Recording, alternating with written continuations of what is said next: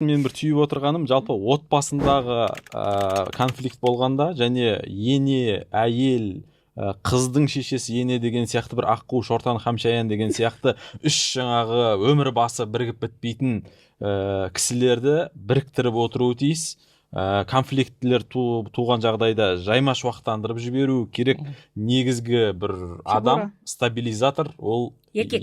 Біздің жігіттерге де көп жетіспейтін нәрселердің бірі осы ғой. Біз ол жауапкершіліктен бөлек өзін өзі дамыту, осы бір тақырыптарда психология дейсіз ба, немесе бір отбасылық проблемалар дейсіз ба, қарым-қатынас, коммуникация дейсіз ба, осы тақырыптарда бір көбірек біздің жігіттерге бір іздену керек шығар деп ойлаймын. Осы кейінгі кездері біз бір бизнесті оқимыз, бір тендерді оқып аламыз, бірдеңкелерді көп оқимыз, бірақ бір осы конфликтті, отбасылық конфликтлерді біз бір майда өзінен өзі бір бола беретін бір бытовуха әшейін бір кір болған нәски деген сияқты ғана қарастырамыз ғой. Ал ол кәдімгі әйел, кәдімгі балаңның шешесі деген сияқты негізі бір екі дүниелік үлкен вопростарға келіп тірелетін нәрсе ғой негізі.